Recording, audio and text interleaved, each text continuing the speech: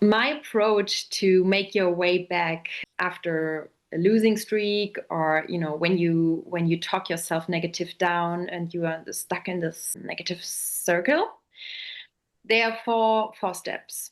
Your thoughts are really like a powerful lever to influence emotions before they really lead to trading mistakes. So one specific technique I would like to share with you is how you can stop emotional impulses in the moment. So it's really about reprogramming, because basically there is a misprogramming developed from how you have dealt with emotions in the past.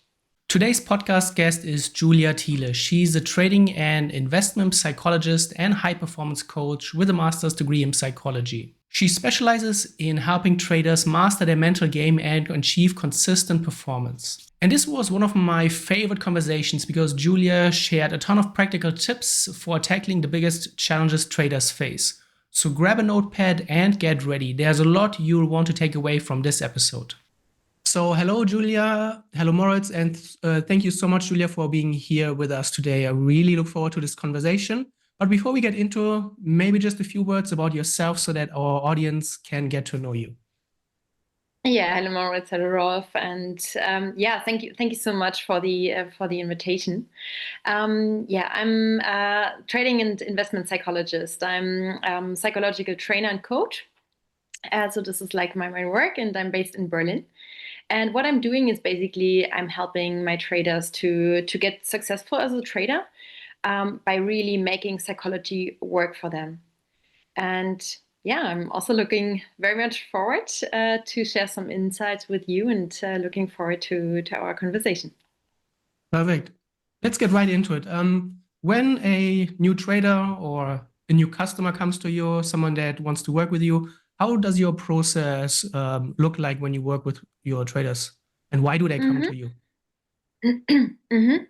So first, we clarify how his psychology can really help him to achieve his trading goals. Yeah, like for example, like consistent strategy application, and then we really prioritize the most important blockers. Right. So for example, it's like the rule breaking in stress of loss. And then we're working them off step by step. So I have like very effective mental tools in place, yeah, and we really create awareness, yeah, for the reasons and the like the realizations, like the cognitive moments where the trader is saying, okay, right, that doesn't make any sense, and I don't want this anymore to determine my trading results. Right. And then I'm really aiming for fast positive experience. So psychological and trading wise. Because yeah, it's like, when they come to me, they already had like a history of self-suffering a lot, feeling helpless, feeling depressed and frustrated. So that's really important for me to see positive changes through like effective approaches already in the first session. And then basically how it goes, it's that we reflect together to manifest the changes, and really to consolidate the process for learning. And in the end, or like even in between, we celebrate successes together, right? So for example, more or consistent profits, less psychological interruptions. This is like when my trader really say to me, yes, it's working now. I let my winners run. I finally haven't done any too early entries because of impatience or FOMO. Yeah, and I'm really, really passionate about seeing my traders successful and creating mental power. And I would say two aspects are really highlighting the coaching collaboration. And the first is it's a shared process, right? So my trader know they are in the driver's seat, and it's their progress of growth. But I also know I got a plan, I got the structure, I hold the I hold the space, the framework, I have the techniques, but they always decide, and I meet them where they are in the journey. And the second one is it's really based on trust and honesty. They know they can come whatever they want, whatever they face in trading. And I really try, to bring in empathy, privacy, no judgment, like no concurrence. That's really important for me for the psychological space. But I wouldn't be a psychological success trainer when I wouldn't be like very honestly reflecting and also like motivating for growth, and getting out of your comfort zone. And I know it's a stretch, but with 100% positive intention. And in the moment, they don't like it. But afterwards, they said, yeah, Julia, like this is actually what I needed, because otherwise I haven't done it.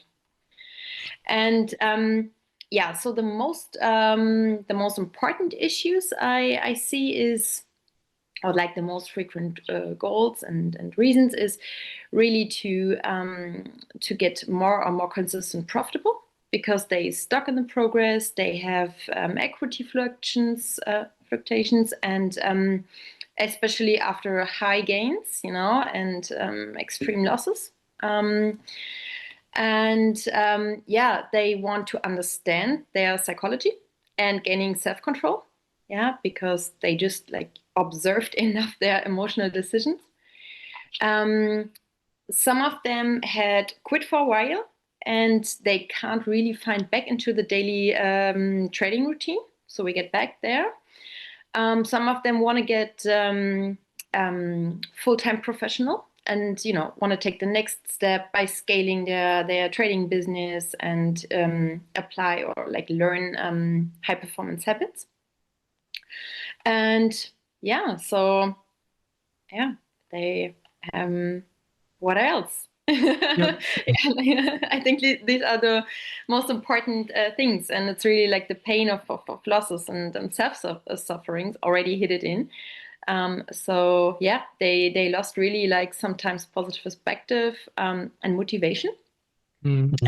And to come into the coaching is really like already the first big step. And until they get to that step, they are already so far in their development process. So really proud of them, to be honest. Nice. I wanna ask here.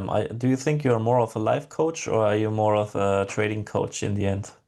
Because obviously a lot of the problems the traders have in their personal life, they spill over into trading, and then that's the reason why they have FOMO or stay too long in a trade most of the time.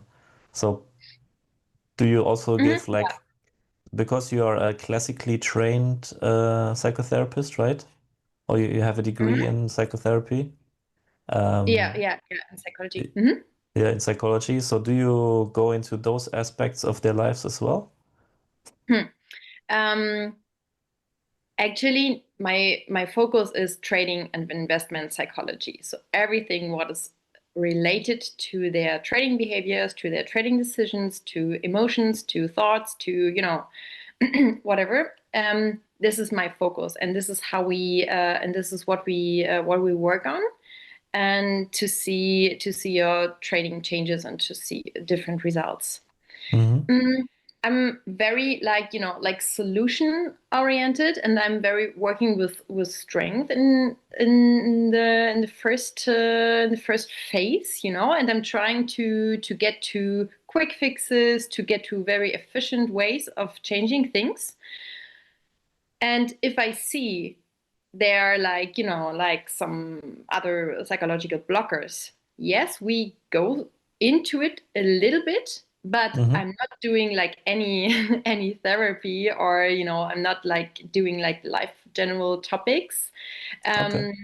This is not my focus. I'm really less specified in that topics, and it's also like depends on the trader itself. So some of them they really want with their inner team, for example, and they find out and they tell me about their past and everything, and it's good, okay.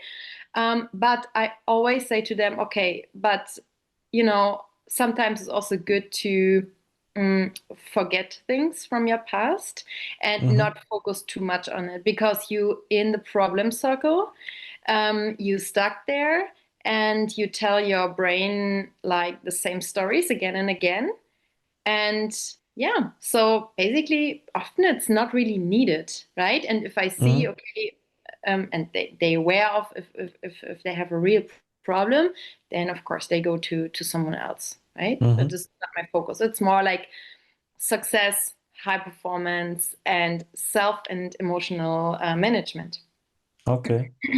You mentioned the inner team. Can you elaborate on that concept? Because I heard that before, for example, with Van Tharp, the board meeting. Is it a similar concept?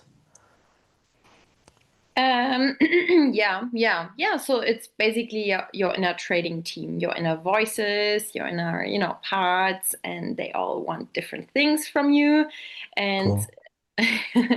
and the key is to get the balance, right? To balance them out and to use a team member in the right place for your trading, right?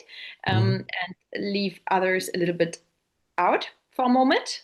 Talk to them, don't ignore them. But Yes. try really to get to the manager of your inner team, to a metacognitive level, and moderate and mediate. And what I'm doing is that we really, before you go to, so one of my traders, I just mentioned he likes to work with his inner team. Before he opens his chart and starts to trade, my advice was for him to really read through the list of benefits and through the positive inner voices of each team member.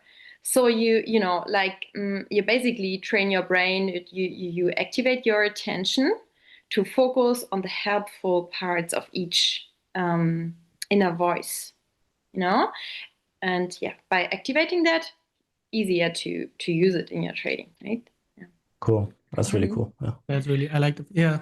I want to ask you, because what we see often in Edgewonk is that obviously all the traders know that emotions, fear, greed, frustration is a big part.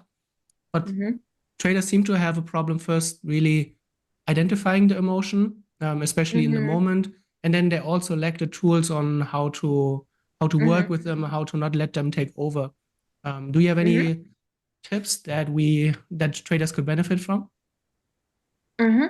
Yeah, absolutely.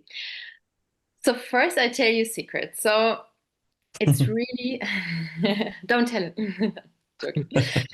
So it's really about reprogramming, because basically there is a misprogramming, um, you know, developed from how you have dealt with emotions in the past. And this kind of existing connection in your brain is right from experience, from previous experience, where emotions led to negative consequences because you had no effective way of dealing with them. But in fact, if you can see emotions as messages and leverage their positive function now towards your trading success, that will change your trading behavior a lot, right?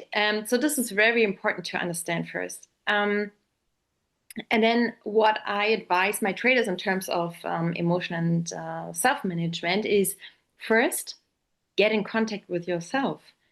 Because how do you want to manage something that is not attainable for you, right? And take your body reactions as well, such as sweating and stuff, as really like like early warning signals, and take it serious, right? And then take a distance perspective on yourself. Observe what's going on here and really try to get to that metacognitive level we as humans have, right? And this differentiates us from animals, because they just react based on instinct. Yeah, but humans have a ability to manage themselves. So the key is really in emotion management to interrupt the connection between the stimulus and the response. And your goal is to like consciously decide whether you want to follow an emotion or not. Mm-hmm. And your thoughts are really like a powerful lever to influence emotions before they really lead to trading mistakes. So one specific technique I would like to share with you is how you can stop emotional impulses in the moment. And this really help you to strengthen like trading discipline. For example, to avoid like early exits or entering too early into your trade. So it has 5 steps you can apply in the heat of trading. First, it's the perceiving state, right? Just recognize there is an emotional thought, nothing else. Like it's just a thought, like it's not nothing else. Just basically it's just energy. Okay, so register it, but don't react immediately. So that's the first step, and this is you have to practice it, obviously, right? Then you can use like an inner stop signal and talk to that emotion, talk to that impulse. Like internally say to yourself, all right, stop. Like hold on, I'm not following you now.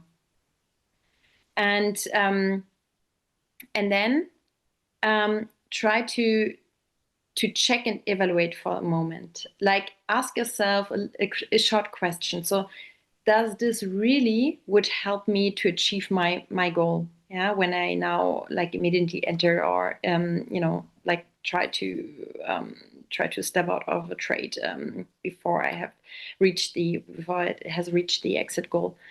And then think ahead.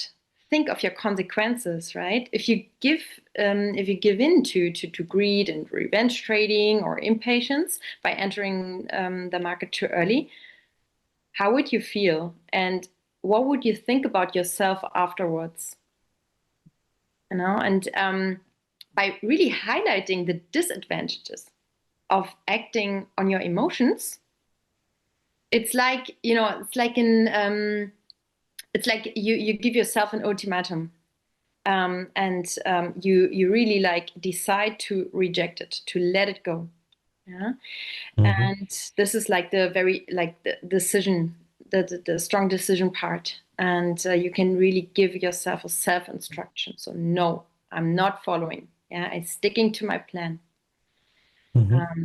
Yeah, and then basically the last step is realign. Yeah, realign. Focus your attention back on the trading plan, on what comes next, on your setup, on what actually you do, what you have under control. Yeah, and yeah, in general, like for emotional management, get yourself into a stable mental state, right? This really then your self-discipline is working way better. Especially manage cortisol and testosterone because they are negative correlated to your results, right? For example, use mindfulness techniques and yeah, so I think like emotional and self-management, it's not only the key in trading, right? But in life too. So it's worth it. Yeah. Cool. The technique that you described, step number 1, obviously, I think for most traders might be the hardest, recognizing that you are actually in an emotional state. How would you tell your traders to train to recognize if they are going into an emotional state? Or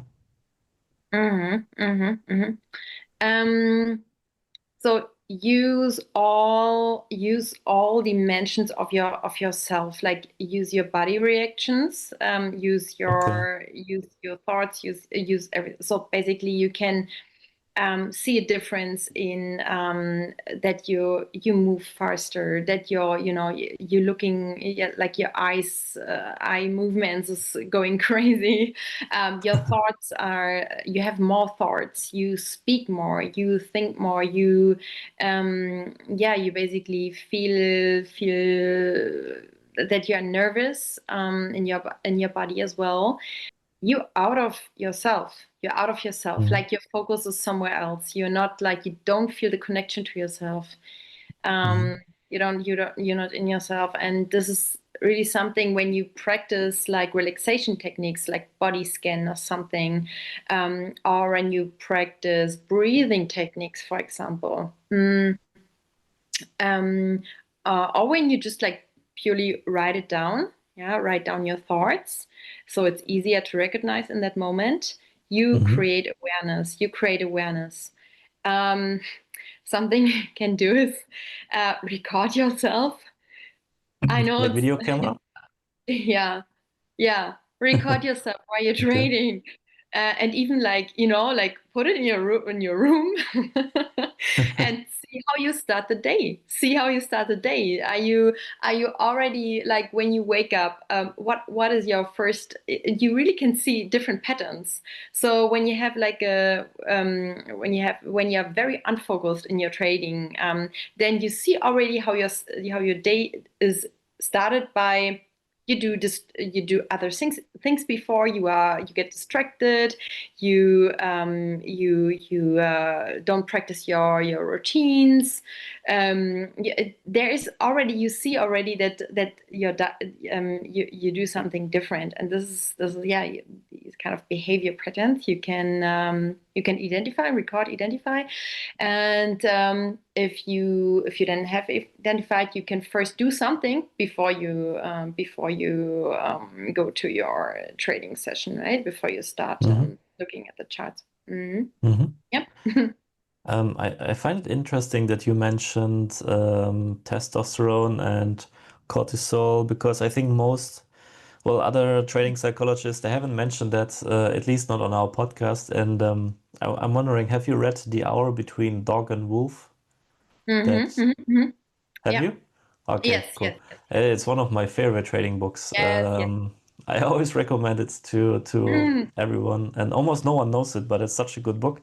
So Yes. yeah, that's Yeah. Yes, yes. nice. Yeah, one trader recommended it to me, I think 2 years ago, and he has Nice. really problems with impulses, like Yeah. getting very aggressive and losing self losing self-control. And yeah, he recommended it to me. But he was also like very, very self-criticized himself. Yeah. Okay. So he really, and that's the problem, right? We are so hard on ourselves in situations where we should support and encourage ourselves the most. So True. this kind of negative self-talk is also negative correlated with performance. Yeah, Hmm. and this is absolutely counterproductive. So I would recommend like understand the causes of failure, like the realistic causes of failure, put it into perspective. Practice self-care for sure, and adapt your realistic expectations. And like so you don't get to any wrong references, which causes frustrations, or beat yourself up. And really go back to see your positive phases in trading. Like get your realistic self-image back. This Hmm. trader mentioned the book to me. Um, he basically talked about, told me about like his failure and how he basically left his trading and like gave up his trading career because he couldn't like handle himself anymore, and like the highest drawdowns ever followed.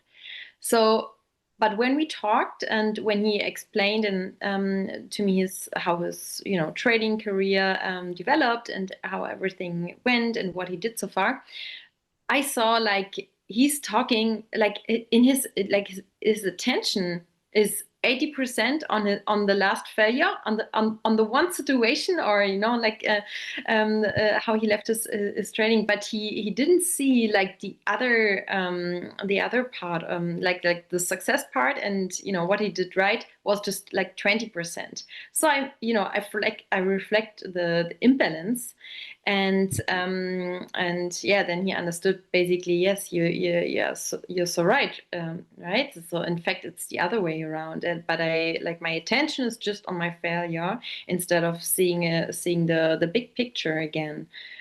Yeah, and so he could like get back to trading step by step. Nice. Yeah, this recognizing progress part is, I think, really, really overlooked. We have been looking at a few journals from traders, and then they just look at their last week and I say, I really messed up, I'm not good. But then you zoom out, you look at the whole journal, and you see the equity curve is actually moving very well. They just look at this small dip, and then suddenly everything they doubt and question. So this recognizing progress is such a huge part that I think many traders could benefit much more from. But I want to ask you, when we look at the trades from our users, very often when they write their text, you can really feel the frustration. They really have this negative self-talk, and you can really feel this negative emotion through the notes that they put in trade after trade, how they talk down. Yeah.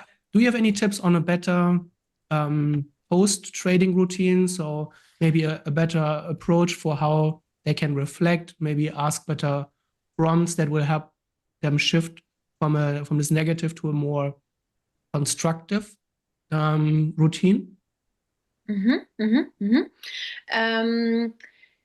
Yeah, so this basically leads to general how you deal with losing face, with bad results, and this is really about taking a different perspective. Understand tough situations as a chance to get better, because we likely fell into revenge trading and in that negative cycle when we start, to talk negative and even write negative, and then we go into all or nothing trades and then we make it worse. But reevaluating is for me the medicine for psychological pain. So like a growth mindset could be, once you have experienced it, you will be not longer afraid of it. And one specific resilience technique I use is it's an imagination technique to activate your growth mindset. And this works by gaining the opinion of your future self. So here's my question. What would your wiser and older future trader advise to you to do in that moment? And then maybe that inner voice, you really need to feel it, right? So, and then maybe that inner voice says, you had to go through it to become the trader you wanted to become. And that is exactly what one of my traders said to me. It was so hard. It was so hard, but it was basically it was a very hard time, but it was it was an even more useful time for me, and I'm so proud of myself. I made it back after my drawdown. And equipped with a new growth mindset, you then you can take the next step. But this is like really like a changing moment, right? And then for me, resilience really comes from a combination of experience and helpful ways to deal with it, like how to deal with these kind of experience. The experience is needed, but without learning and development, there is no psychological growth happening. And Ray Dalio said something like, you need a pain and you need a reflection, and then progress happens, right? So when you, so my approach to make your way back after a losing streak, or when you talk yourself negative down and you are stuck in this negative circle. There are four steps. So first, take a break, reflect, recover, and then get back. I explain them quickly. So first, take a short break. Emotional cool down. Do sport. Meet friends. Good people. Important good people. And don't give up. Yeah? Don't store negative trading experience. It's just like getting back on your bike after you fall, right? Because you have to convey to your brain that it's not a bad thing. And you will find a solution. And that's important. And then the second step is take time to reflect strategically and psychologically. So, for example, is a losing streak, is it statistically normal? Do research on market situations, like look at your strategic stress test again. And when blowing up your account, then really check your risk and money management. Yeah, because like oversized drawdowns should not happen. It's like, it really has to be an alarm signal for yourself. And this is either like technical or psychological driven. And psychological wise, understand why are you sabotaging your risk management, and why you have problems to sticking to your own limits. And solve it immediately, because this will really stop you from being successful. And after you understand that reason, but first understand that reason. So don't go straight away, but then take a break. Take a break and come back to your trading when you're rational and mentally healthy again. Like it really, because afterward, like after when we talk that negative to us, or after like rule breaking or loss, we really lose self-confidence. So gain your self-trust back, and it really takes an extra dose of willingness. And you have to be aware of that. It's getting harder after that. Yeah, you have to take more courage, and basically, and then get back to trading, apply your strategy, and get new experience, new positive experience, success moments, and like this approach will really help to proceed to learn and to grow, instead of ignoring and make it worse.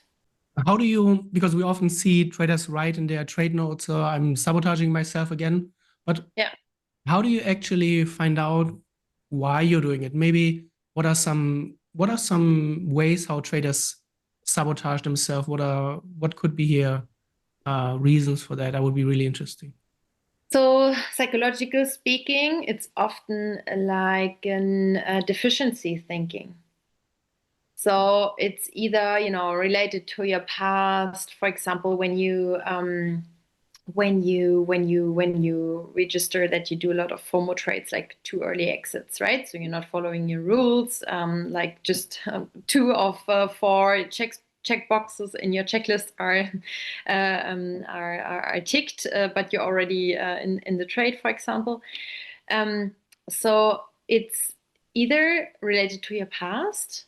Yeah, so you missed gains, or it's related to your future. So you say to yourself, I'm not winning enough, I don't make it. And rationally, every trader knows, of course, there are always opportunities. Yeah, and I know trading is the ability to select and to put quality instead of quantity in place. But if there's like an inner deficiency, that doesn't work cognitively. So first, what you have to do when you recognize it is really to compensate this perceived deficiency need, and then lots of these kind of impulses will disappear. And yeah, for that you can use like trainings from like techniques from mental training. And I'm really working here on a subconsciousness level by changing to positive core beliefs, talking to your inner child, and also link it to physiological effects and body markers, so to say somatic markers. Yeah, I use that combination, for example, for FOMO trader or regret trader as well.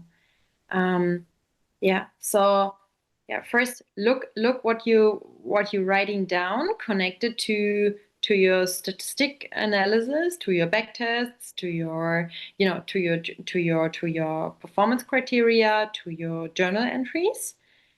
Like try to find patterns, like try to make a connection, try to see correlations between. Get back to reflect on your past trade, do post trade reviews, and then really see in that moment of early entries or early exits, or like bad position sizing, what were the inner driver, what did I thought, what did I felt, what emotions from previous trades I basically like just transferred into the next one. Is there anything I want to compensate, I want to ignore, run away from? Yeah. And when you have identified like what is causing it, then you can work on it. Yeah. And sometimes it's also like just getting knowledge, like understand, do research, read again through your checklist. Sometimes it's super pragmatic as well. So yeah, this is again, like this is how I work with my traders first. Yeah, to see, okay, like have you internalized how to optimize your trade, or like using trailing stops, or basically apply your strategy and your methods. Super fascinating. A lot of things that really resonate with what we always see. I think it's going to be very helpful for a lot of traders, because you speak exactly to the issues that we see. I want to ask you about the confidence part, regaining confidence. How do traders regain confidence after a bad streak, or maybe after we've seen traders who've been into this for years and they have not seen any major progress, and they're starting to lose the confidence? How do you regain confidence, or how you build confidence? Yeah, you raise a very interesting connection here, because confidence in our strategy and in our strategic opportunities we see, and is really linked to confidence in ourself and self-trust. It sounds like what? But it's true. It's really true. So you can really have the perfect strategy and still not follow it, because the fear of failure is just too great, right? Too huge.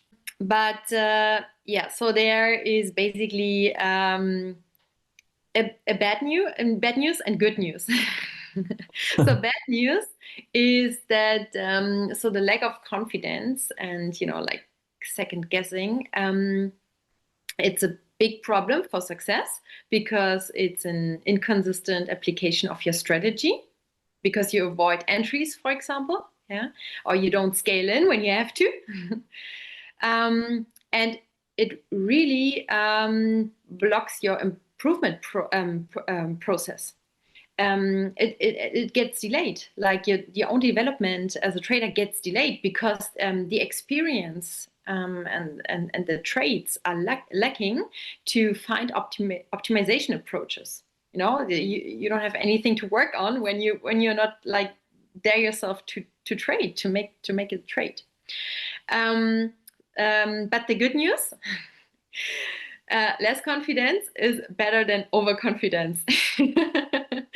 Yeah, but obviously there are opportunities. And yeah, there's a sweet spot, I think, right? Yeah. Yeah.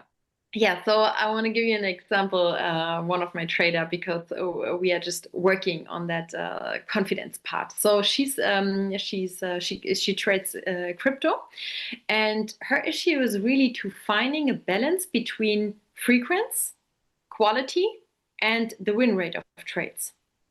And we discovered that there's a fear of failure because she cannot cope her inner perfectionist, and she's overdoubting herself.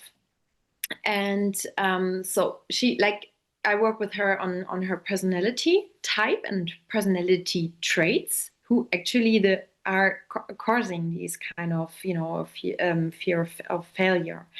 And her introversion is letting her worrying a lot.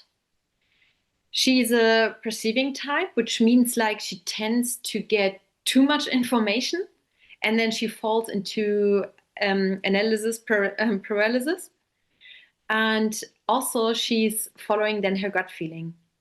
And this is no intuition, right? Because it's not like analytical and experience backed. So that's a problem because it causes like wrong decisions. So we working on to build a stronger trader identity. And the goal is really to gain awareness of her strengths, and in order to neutralize the lack of confidence she has. And we achieve that by reflecting on her strengths. So, for example, what comes easy to you due to your decision-making tendencies, or, for example, where do you have the most experience? And we introduced a session debrief routine. Means that she really should perceive positive performance feedback, everything she did right, to to enhance her self-esteem. Then, because of this paralysis and this overthinking, to protect yourself, or to protect herself from it, we set a time limit of 2 hours trading per day, so she knows there is an end. This helps her to get into trades easier and faster, and not to overthink it. We set very clear intentions in her mental preparation. For example, I'm accepting my mistakes, and I'm still I have the courage to also trade imperfect. And also, it's really to detach yourself from ideal market conditions and perfect trades, because this is like just an illusion.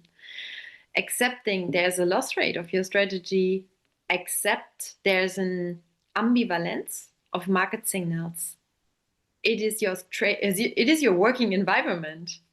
Yes.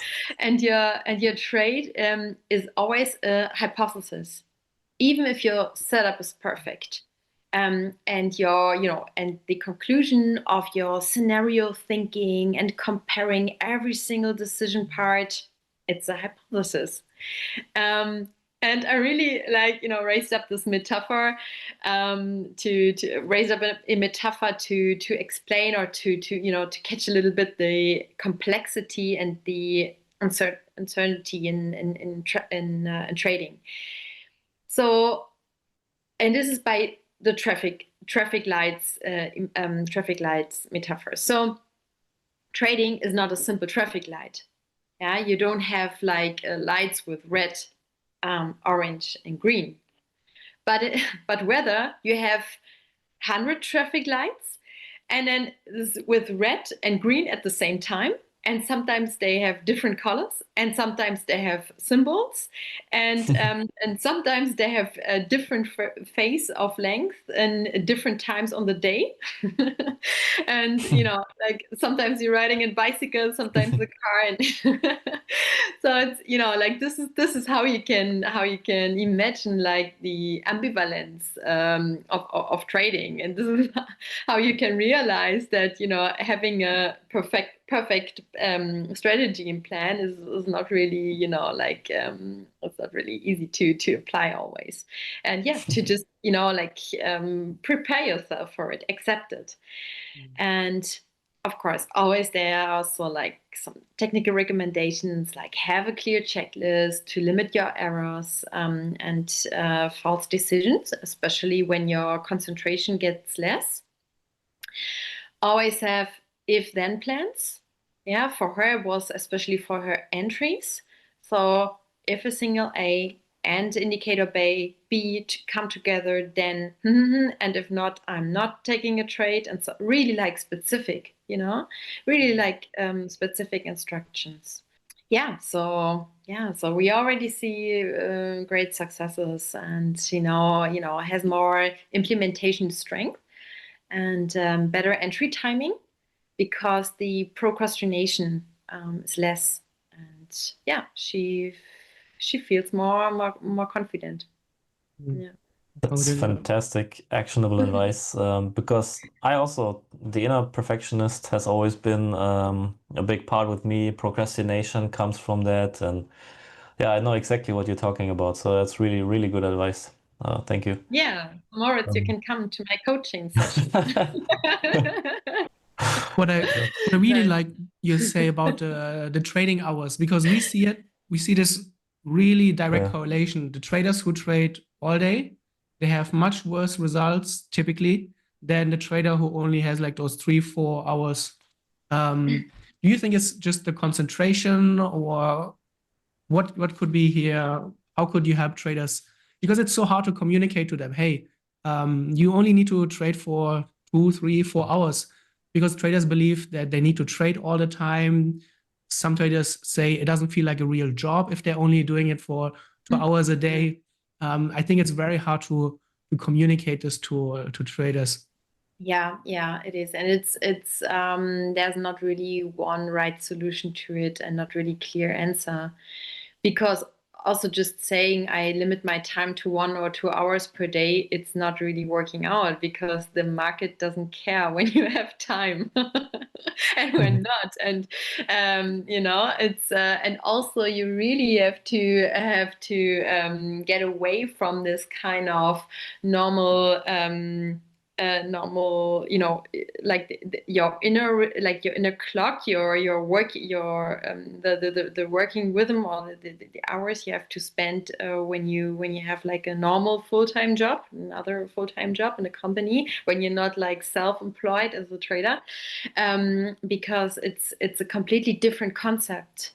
So in trading, you have to think more event oriented instead of like time wise, or this is like how you have to shift. You have to do research and find out, so what can I observe during a long time? Obviously, can I observe some trading times during the day which are most profitable for my strategic approach? There are days during a week where I see, okay, this is like, I can prioritize because this is really like worth it. Understand really what causes and what influences your market, like your trades, price developments. This is really key. And after you have that knowledge, after you understand how the market works, also like the market participants, how you can identify their behavior in advance, so okay, now could be the time where I have to focus on trading. And then you basically can find out how you can shift your time rhythm to your trading. And this is also not this is something you have to see like adaptable and flexible, because so someday it can be completely different than the others. Then you have time, but there's no setup, and then you don't have time, and then you miss on the perfect setups. So never regret it. Always be aware that everything else you do, like, you know, being with your family, with doing, you know, other hobbies, activities, it is worth it and is important because it leads to your success long termly. So you have to allow to yourself taking breaks and to miss on setups while you do something else for your mental well-being is the right choice, 100% the right choice. And if you do something which is basically not helping you to feel good, to support your success in trading or your life joy, then you should look at these activities and maybe deprioritize them and say, okay, I'm stop wasting my time with some things, but whether I prioritize what is really value for me, what is really important for me, and if it's trading, then I take more time for trading. Then I find my way. Then I make it. Then I plan my day out. I plan my week. I plan my sessions. I take my breaks. I do in between things to recharge my brain, relaxation or sport or whatever. I also plan ahead what I'm doing when there's no setup. So like in times of being patient, what beneficial activities am I doing instead of taking just something because I want to trade now. Plan it out in advance. And this is like a completely different approach, how you address this, you know, like time management, daily structure, you know? Yeah. That's wonderful. Hmm. Yeah, I think a Yeah. lot of traders could benefit from it because we see this as such a big thing. Julia, I want to thank you for your time. This was one of my favorite podcasts. It seems like you know everything that we see on a daily basis that traders struggle with. So that's super actionable advice. I look forward to hearing the feedback. For our podcast listeners, where can they find you? If they want to connect, how can they do that? Let us know. Yes. So maybe you can share my contact details somewhere. Yeah. Yep. Yeah, it's basically you can just call me. Super easy. And otherwise, you can send me an email. And my website is finpsychology.com.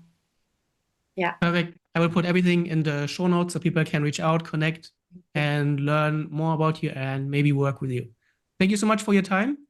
I'm sure at one point we're going to be back with part 2 because I still have so many questions. So thank you so much for your time today. Thank you so much. It was a pleasure for me. Thank you so much. I'm very thankful to be here today. Thank you. All right.